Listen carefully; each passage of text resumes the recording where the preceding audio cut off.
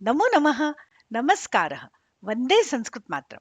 मैं हूं डॉक्टर सुनीता थत्ते और आज के इस वीडियो में हम करने जा रहे हैं पूर्व में पठित दीर्घ, गुण और वृद्धि इन तीन स्वर संधियों की पुनरावृत्ति। वैसे तो हम इसको विस्तार से पूर्व में पढ़ चुके हैं।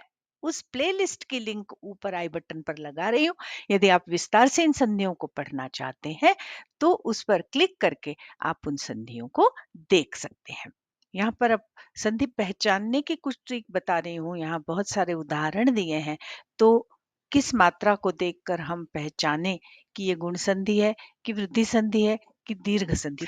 पर रुकिए, ये सारी ट्रिक्स और टेक्निक्स हम वीडियो के बीच बीच में और अंत में जानने वाले हैं। पर पहले आइए हम इन तीनों संधियों की परिभाषा जानते हैं। अभी हमको तीनों संधियां एक साथ पढ़नी है। तो देखो, दीर्घ संधि, गुण संधि और वृद्धि संधि।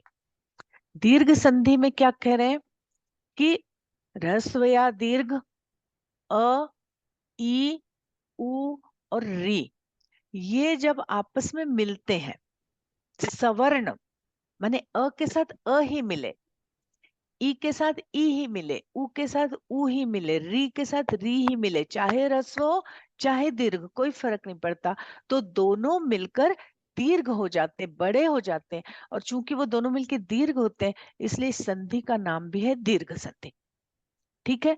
फिर गुण संधि और वृद्धि संधि में भी स्वर ही मिलेंगे आपस में, पर गुण और वृद्धि संधि का ये वैशिष्ट्य है कि गुण संधि के पहले भी अ या आ ही होगा, माने धन के पहले, और वृद्धि संधि में भी धन के ठीक पहले अ या आ ही होता है।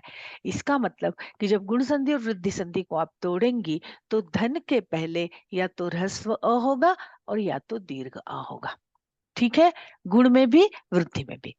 अब वो क्रम से है, अ आ को छोड़ दिया, अ आ से अ आ मिला, तब तो दीर्घ संधि हो जाएगी, है ना। अ आ से अ आ मिला तो दीर्घ संधि हो जाएगी, दीर्घ आ हो जाएगा। पर अ के बाद आता है ई, अ आ ई उ री री। इतने स्वर अगर अ आ से मिलते हैं, माने ह्रस्व या दीर्घ अ से अगर ये स्वर मिलते हैं, तो देखो क्या स्थितियां बनती हैं। आ से ई मिला तो ए बन जाता है, उ मिला तो ओ बन जाता है, री मिला तो अर हो जाता है, और री मिला तो अल हो जाता है। री का दीर्घ रूप होता नहीं है। तो जब ये स्थितियां बनती हैं तो वो कहलाती हैं गुण संधि। और उसी आ के साथ जब ए ऐ मिलता है तो वो ऐ हो जाता है, और ओ औ मिलता है तो वो औ हो जाता है। यहाँ ए था, यहाँ ऐ हो गया, यहाँ ओ था, यहाँ औ हो गया। और यहाँ पे चूंकि गुण हो रहा है, गुण कहते हैं अदेंग गुण, माने अ, ए और ओ को गुण कहते हैं। तो ये ए ओ और ये अर अल में आता है अ। तो चूंकि गुण होता है इसलिए उसको गुण संधि कहते हैं। और चूंकि वृद्धि होती, वृद्धि कहते हैं वृद्धिरादैच, आ, आई और औ को वृद्धि कहते हैं। तो आई और औ के उदाहरण दिखते हैं, हालांकि आ के भी कुछ उदाहरण है, पर छोटी क्लास में पूछते नहीं है ना। जैसे दश धन ऋणम दशार्णम बनता है, पर छोटी क्लास में ए आई और औ के उदाहरण ही पूछे जाते हैं। तो आई मैम और औ है वृद्धि। हाँ बोलो। मैम, ये दीर्घ संधि में ओ और औ नहीं होता क्या? हाँ, दीर्घ संधि में ओ और औ नहीं होता। ओ और औ की मात्रा भले दीर्घ है, पर वो मिश्र स्वर हैं, वो संयुक्त स्वर हैं। अ और ए मिलके ऐ बन रहा है, अ और ओ मिलके औ बन रहा है। तो ये दीर्घ नहीं हुए, ये मिश्र स्वर हुए या ये संयुक्त स्वर हुए। और आ, ई, उ, री, ये दीर्घ स्वर हुए, है ना। तो इसलिए दीर्घ संधि में केवल 4 स्वर ही हैं, अ, ई, उ और री। अब हम उदाहरण देखते हैं इसके, है ना। तो क्या होता है कि जैसे अ के साथ अ मिला तो आ हो जाता है। अब यहाँ देखो क्या उदाहरण है, विद्या धन आलय। तो देखो, विद्या का आ और आलय का आ। देखो, विद्या में से हमने आ निकाल लिया तो ये बचा यहाँ पर आ, और ये आलय का आ, ये दोनों मिल के हो गए बड़ा आ। है ना। अब यहाँ बचा केवल विद्य, क्योंकि हमने इसमें से आ निकाल लिया था। अब इस विद्य में हमने आ को जोड़ दिया, तो ये विद्या आलय, और हमारा शब्द बना विद्यालय। ठीक है। इसी तरह देखो, नदी धन ईश, हमारी संधि की शर्त पूरी हो रही है, बड़ी ई के बाद बड़ी ई आ रही है, तो यहां से हमने ई निकाल ली, तो ये देखो ई धन ई बराबर दीर्घ ई हो गया। यहाँ नद शेष बचा, तो नद ई श, और सब मिलके बना नदीश। समझ में आया? हाँ मैम, समझ में हाँ, आया। आवाज आ रही है ना। भानु धन उदय, अब यहाँ लिखने की जरूरत नहीं है, सब किया हुआ दिख रहा है तुम्हें, है ना। भानु का उ और उदय का उ दोनों मिलके बड़ा हो गया बड़ा उ, और बना भानुदय। इसी तरह पितृ धन ऋणम, अब ये पितृ का री और ऋणम का री, ये इसमें से हमने री निकाल लिया, दोनों री मिलाकर हो गई दीर्घ री। इस दीर्घ री को लिखना सीख लो, है ना। एक दो, इसके उदाहरण बहुत कम मिलते हैं, है ना। तो ये पित्त में डबल री लग गई, और हमारा शब्द बना पितृणम। आके उदाहरण पहले देखो, दैत्य धन अरिहि दैत्यारिहि, है ना। दैत्य का अ, अरि का आ, दैत्यारि। शिव धन आलय शिवालय, च धन अपि चापि, विद्याधन अर्थी विद्यार्थी, महाधन आलय महालय। और देखो अब ये ई के उदाहरण देखो, गिरिधन इंद्र गिरीन्द्र, रविधन इंद्र रवीन्द्र, कपिधन ईशः कपीशः, लक्ष्मीधन ईश्वरः लक्ष्मीश्वरः, नदीधन ईशः नदीशः, सुधन उक्तिः सूक्तिः, भूधन ऊर्जा भूर्जा, भानुधन उदयः भानुदयः। अब देखो, मातृधन ऋणम मातृणम, और उधर हमने देखा पितृधन ऋणम पितृणम। ये इसके दो ही उदाहरण मिलते हैं ज्यादा। संधि करना होगा तब हम क्या करेंगे, अ और अ को मिला के बड़ा आ कर देंगे। अब चाहे छोटा अ हो चाहे बड़ा अ, धन के पहले धन के बाद कोई फर्क नहीं पड़ता, बनेगा बड़ा ही, मतलब दीर्घ ही बनेगा। ठीक है। तो शिवधन आलय शिवालय, नदीधन ईशः नदीशः, भानुधनुदय भानुदय, पितृधन ऋणम पितृणम। ये हो गई हमारी संधि करना। और जब हमें संधि विच्छेद करना होगा तब हमें थोड़ा सा विचार करना पड़ेगा। तो विद्यालय का हमें संधि विच्छेद करना है, तो हम ये तो जान गए कि यहाँ पे संधि होना है, तो हम देखेंगे विद्या धन अलय सही नहीं है, विद्या हाँ ये सही है, आलय ये सही है। तो हमको ये लिख के देखना पड़ेगा कि छोटा अ होगा कि बड़ा अ होगा, छोटा अ होगा कि बड़ा अ होगा। अब विद्या धन अलय सही नहीं है, विद्या धन आलय भी सही नहीं है, विद्या धन आलय सही है। तो हम तोड़ते समय देखेंगे कि हमको छोटी मात्रा लगानी है कि बड़ी मात्रा। ठीक है।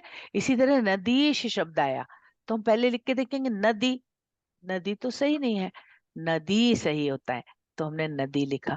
फिर हम लिखेंगे इश, इश तो सही नहीं होता, ईश सही होता है।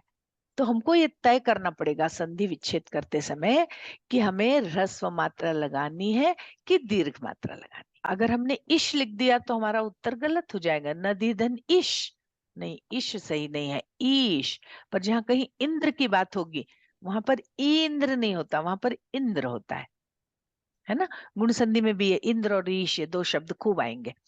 ठीक है। तो इंद्र में छोटी ई होती, ईश में बड़ी ई होती, हमको ध्यान रखना है। इसी तरह भानु धन उदय, भानु और भानु दोनों में से हमको किसको लिखना है, तो हम भानु लिखेंगे। उदय और उदय में से उदय सही है, तो हम छोटी मात्रा ही दोनों जगह लगाएंगे। और पितृधन ऋणम, ये तो एक आध दो ही उदाहरण है, इसमें बहुत कुछ याद रखने की जरूरत नहीं है।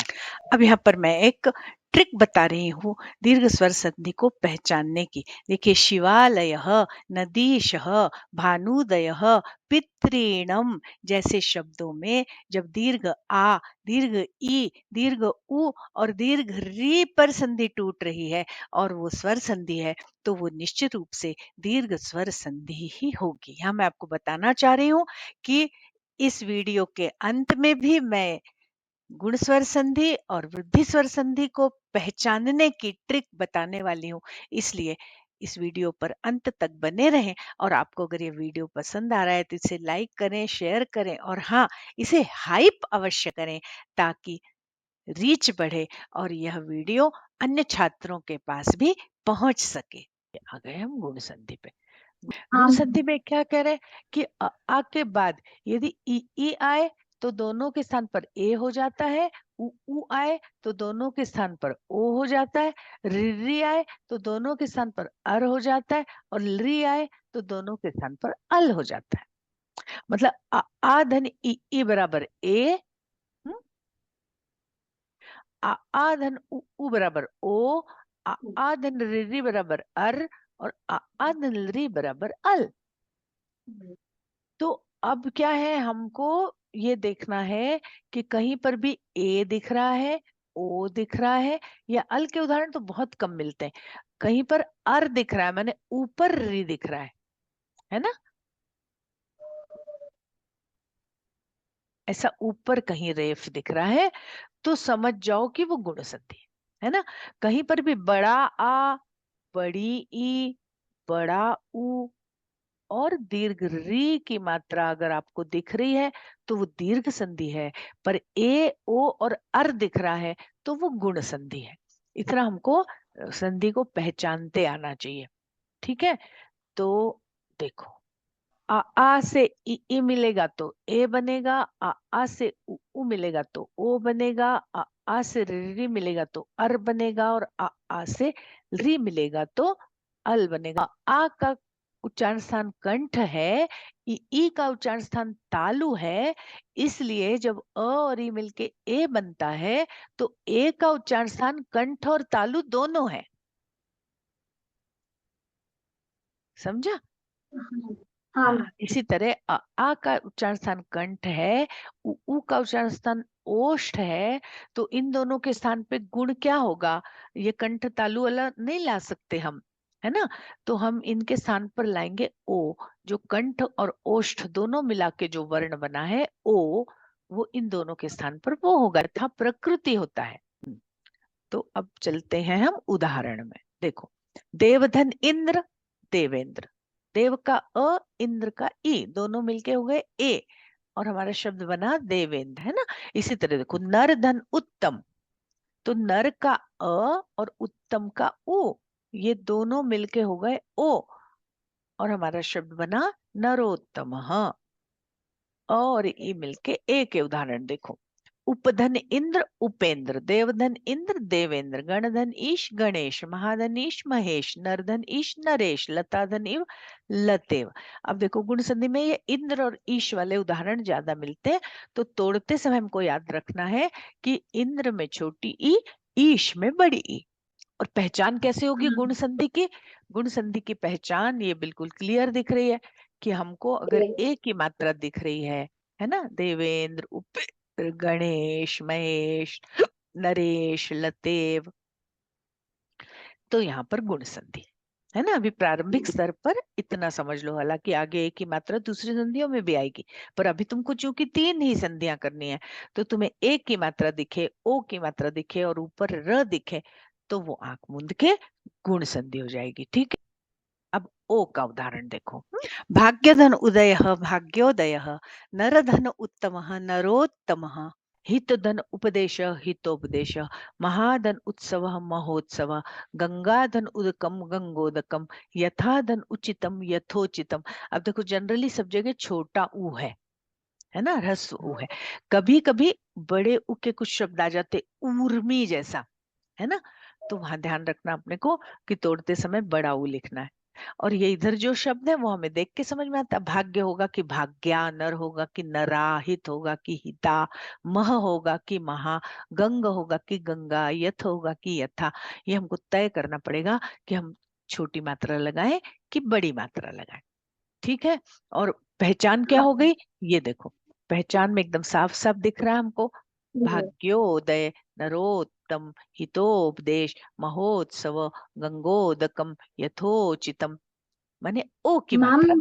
मैम हाँ मतलब बोलो। अगर पेपर में विच्छेद आया, संधि विच्छेद, हाँ और हाँ, अगर उदय उदयः की जगह हमने बड़ा उदयः डाल लिख दिया तो दिया गलत हो तो जाएगा क्या? गलत हो जाएगा, क्योंकि संधि की एक शर्त यह भी है कि दोनों तरफ के जो शब्द हैं वो, देखो टेक्निकली तो वो सही है, पर उदय का कोई अर्थ नहीं होता, दोनों तरफ के शब्द सार्थक होना चाहिए, है ना।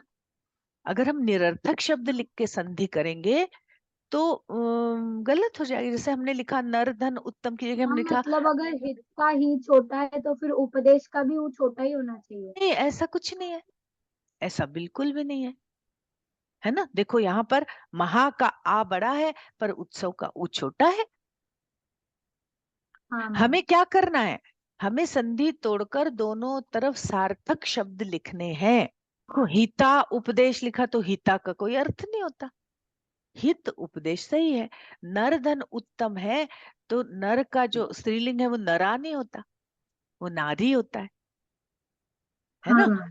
हाँ, जैसे गंगा धन उदकम तो गंगा शब्द गंग शब्द नहीं होता। हाँ यथा मैम। धन उचितम, अब यथ कोई अव्यय नहीं होता, यथा अव्यय होता है, तो तुमने लिखा यथ धन उचितम तो गलत हो जाएगा, इसलिए कि तुमने निरर्थक शब्द लिखा है। हम निरर्थक शब्दों में क्यों संधि करेंगे। संधि तोड़ने के बाद ये एक शर्त भी है कि दोनों तरफ जो शब्द है उनका कुछ अर्थ होना चाहिए, वो सार्थक होना चाहिए। कभी कभी ऐसा होता है कि दोनों मात्राएं भी सही हैं, अगर हाँ सार्थक मैम। शब्द है तो दोनों सही माने जाएंगे, पर अगर निरर्थक है तो आपका उत्तर गलत हो जाएगा। तो अब देखो अर् के उदाहरण, अर् के उदाहरणों में देखो ऋषि और ऋतु दो ही शब्दों से रिलेटेड अर् के उदाहरण छोटी क्लासों में आते हैं, है ना। तो देवधन ऋषि देवर्षि, महाधन ऋषि महर्षि, सप्तधन ऋषि सप्तर्षि। तो देखो सप्त में छोटी मात्रा है, देव में छोटी मात्रा है, पर मह में छोटी मात्रा नहीं चलेगी, वहां हमें लिखना पड़ेगा महा। और पहचानेंगे कैसे, इस र से, ये र दिख रहा है हमको ऊपर, हाँ देवर्षि, मैम। महर्षि, ग्रीष्म ऋतु, वर्ष ऋतु। अब वर्ष ऋतु में देखो दो र दिख रहे हैं, है ना, पर ये जो एक र है वो वर्षा का र है ना। और हाँ मैम। दूसरा र जो है ये रू की जगह हुआ अर है, तो ये जो तू के ऊपर लगा है र वो संधि का र है, और जो वर्ष पे र है वो वर्षा शब्द का र है। तो वर्षा धन ऋतु वर्ष ऋतु, ग्रीष्म धन ऋतु ग्रीष्म ऋतु, शीत धन ऋतु शीत ऋतु, है ना, वसंत धन ऋतु वसंत ऋतु, हेमंत ऋतु। और ये लृ का उदाहरण एकाध ही मिलता है ना, तव धन लृकार तवलकार, इसको याद कर लेना, लृ से ज्यादा पूछते भी नहीं।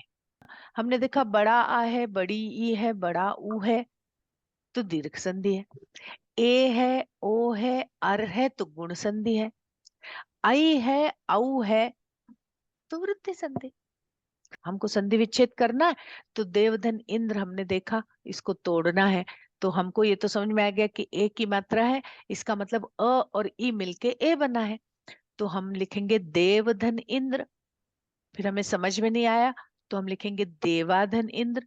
फिर हमको समझ में नहीं आया तो हम लिखेंगे देवाधन इंद्र, है ना। फिर उसमें से हम तय करेंगे कि क्या सही है, तो ये सब गलत है और जो सही उत्तर है वो लिखा हुआ है देवधन इंद्र। तो इंद्र में छोटी, पर ईश वाले शब्द जो होंगे उसमें ई में हमेशा बड़ी ई लगाना है। तो गण धन ईश में छोटा आ था, क्योंकि गणा शब्द नहीं होता, गण होता है। पर महेश में महधन ईश नहीं होगा, महाधन ईश होगा। ये हमको ध्यान रखना संधि विच्छेद करते समय, ठीक है। फिर सुरधन इंद्र सुरेंद्र, सुरधन ईश सुरेश, देवधन इंद्र देवेंद्र, देवधन ईश देवेश। ए की मात्रा दिखे तो गुण संधि, और ओ की मात्रा दिखे तो भी गुण संधि। जैसे हित धन उपदेश, हितोपदेश, महाधन उत्सव, महोत्सव। ये तो ऊ के उदाहरण हो गए, है ना। ओ दिख रहा है तो ये गुण संधि है ना। इसी तरह अर हाँ दिख मैम। रहा है तो भी ये गुण संधि है। देवधन ऋषि देवर्षि, महाधन ऋषि महर्षि, वसंत धन ऋतु वसंत ऋतु, और ग्रीष्म धन ऋतु ग्रीष्म ऋतु, वर्षा धन ऋतु वर्ष ऋतु। तो री के दो ही शब्द ज्यादा आते हैं, ऋतु और ऋषि, है ना। और ई के भी दो शब्द ज्यादा आते हैं, इंद्र और ईश। और फिर उसके बाद कुछ ऐसे शब्द हैं जैसे माता धन इव मातेव रक्षति। तो वहां वहां अपने को विचार करना पड़ेगा कि इव होगा कि ईव, और मात होगा कि माता। अब हाँ चलो मैम। हम चलते हैं, हाँ वृद्धि संधि पे चलते हैं। अब देखो इसके उदाहरण देखो। आई, देखो अ आ और ए आई मिलके आई हो जाता है, और आ और ओ औ मिलके औ हो जाता है। इसका मतलब कि हमको आई और औ अगर दिखेगा, माने अगर वृद्धि दिखेगी, है ना, वृद्धि आत ऐच, ऐच को वृद्धि कहते हैं, आई और औ को वृद्धि कहते हैं। तो हमें वृद्धि के स्वर दिखेंगे तो वृद्धि संधि। देखो सदाधन एव सदैव, देखो ये सदा का आ और एव का ए, ये दोनों पास में आए तो आ और ए मिलके आई हो गए, ये आई हो गए। और सद में आई जुड़ा तो सदई, और शब्द बना सदैव। इसी तरह मम धन एव ममैव, तव धन एव तवैव। अब देखो मम में छोटा अ है, पर सदा में बड़ा आ है ना। तो ये हमको तय करना पड़ेगा कि शुद्ध शब्द क्या है, सद है कि सदा है, मम है कि ममा है ना। मत, अब देखो आई की मात्रा, मत धन ऐक्यम, यहाँ ऐक्यम नहीं है ऐक्यम। तो अ और ऐ मिलके भी ऐ ही बनेगा, और शब्द बनेगा मतैक्यम। यहाँ पे मत में छोटा अ था और ऐ था। अब महाधन ऐक्यम में यहाँ भी आ है और यहाँ पर ऐ है, फिर भी दोनों मिलके ऐ ही होंगे, और शब्द बनेगा हमारा महाधन ऐक्यम महैक्यम। अब ए ऐ के उदाहरण हो गए। अब ओ औ के देखो। जलधन ओघ, अ और ओ मिलके औ हो गया। हम्म, देखो ये अ और ये ओ दोनों मिलके हो गए औ। अब जो यहाँ जल बचा, इसमें से अ निकाल दिया था हमने, तो जल धन औघ जल औघ। इसी तरह तव धन औदार्यम, तव का अ और औदार्यम का औ दोनों मिलके औ हो गए। यहाँ बचा व, इसमें औ जुड़ा तो तवौदार्यम। महाधन औदार्यम महौदार्यम। देखो तव में ह्रस्व अ था, महा में दीर्घ आ हो गया। जल में ह्रस्व अ था, गंगा में दीर्घ आ है। पर दोनों चाहे ह्रस्व हो चाहे दीर्घ हो, सब मिला के बनता क्या है, औ। तो हमको संधि, हम वृद्धि संधि कैसे पहचानेंगे, आई और औ देख के, है ना। गुण संधि हम कैसे पहचानेंगे, ए और ओ देख के। दीर्घ संधि हम कैसे पहचानेंगे, आ, और ई, उ और री। इन दीर्घ स्वरों को देख के हम पहचानेंगे दीर्घ संधि। गुण स्वरों को देख के हम पहचानेंगे गुण संधि, और वृद्धि स्वरों को देख के हम पहचानेंगे वृद्धि संधि। तो गुण है ए ओ अर अल, और वृद्धि है आई और औ, है ना। अब देखो यहाँ पर बहुत सारे उदाहरण हैं, उनको अपन देखते हैं। ये देखो मम धन एव ममैव, तव धन एव तवैव, कृष्ण धन एकत्वम कृष्णैकत्वम। और एक धन एक एकैक, सदा धन एव सदैव, तथा धन एव तथैव, है ना। मम धन एव ममैव, ऐ की मात्रा दिख रही है, ठीक है। तो ये वृद्धि संधि है। लताधन एव लतैव, गंगाधन एषा गंगैषा, देवधन ऐश्वर्यम देवैश्वर्यम, आत्मधन ऐक्यम आत्मैक्यम, महाधन ऐश्वर्यम महेश्वर्यम।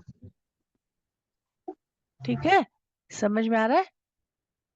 हाँ मैम। अब ये आई के उदाहरण थे, अब ये औ के देखो। जलधन ओघ जलौघ, महाधन औषधि महौषधि, नवधन औषधि नवौषधि। हम्म, विद्याधन औचित्यम विद्यौचित्यम, महाधन औदार्यम महौदार्यम। अब देखो संधि विच्छेद करना हो, तब तब हमें थोड़ा सा विचार करना पड़ेगा कि देखो सदा सदैव है, तो ये आई है, इसका मतलब है अ और ए मिलके बना है। तो एक बार हम सद लिख के देखेंगे, एक बार हम सदा लिख के देखेंगे, एक बार एव सोचेंगे, एक बार ऐव सोचेंगे, तो हमको मिला कि सदा धन एव सही है, सद धन ऐव गलत है। तो सदा। इसी तरह महा और मह, ऐश्वर्यम और ऐश्वर्यम, दोनों में से हम तय करेंगे कि शुद्ध शब्द क्या है। तो हमारा शब्द बना महाधन ऐश्वर्यम। अब जला की जल, तो जल, ओघ की औघ, ओघ, तव, तवाने, ओदार्यम नहीं औदार्यम। तो इस तरह से ये शब्द बनेंगे सदैव, महेश्वर्यम, जलौघ और तवौदार्यम। तो इस तरह से हमारी तीनों संधियों की पुनरावृत्ति पूर्ण हो गई है। यहाँ पर अब संधि पहचानने की कुछ ट्रिक बता रही हूँ। यहाँ बहुत सारे उदाहरण दिए हैं। तो किस मात्रा को देखकर हम पहचाने कि ये गुण संधि है, कि वृद्धि संधि है, कि दीर्घ संधि। तो दीर्घ संधि की पहचान मैंने बताई कि आ, ई, ऊ और री की मात्रा वाले शब्दों पर, उन मात्राओं पर अगर संधि टूट रही है तो वो दीर्घ संधि है। आगे देखिए, उपेंद्र, देवेंद्र, गणेश, महेश, नरेश, लतेव इत्यादि में एक ही मात्रा है तो ये गुण संधि है। भाग्योदय, नरोत्तम, हितोपदेश, महोत्सव, गंगोदकम, ये दूसरी लाइन के शब्दों में ओ की मात्रा है और वही संधि टूट रही है तो ये भी गुण संधि है। इसी तरह देवर्षि, महर्षि, ग्रीष्म ऋतु, वर्ष ऋतु इत्यादि में अर है इसलिए ये गुण संधि है। और ये तवलकार में लृ का अल हुआ है इसलिए यहाँ गुण संधि है। अब वृद्धि संधि के उदाहरण देखिए और पहचानने की ट्रिक जानिए। देखिए, लतैव, गंगैषा, देवैश्वर्यम, आत्मैक्यम, महेश्वर्यम, इन सब में ऐ की मात्रा पर संधि टूट रही है मतलब ये वृद्धि संधि है।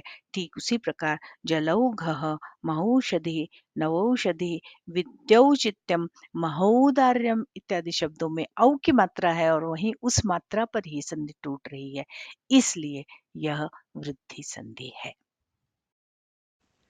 आशा है कि इस पाठ में पढ़ाए गए सारे नियम एवं समस्त अवधारणाएं आपको अच्छे से समझ में आ गई होंगी।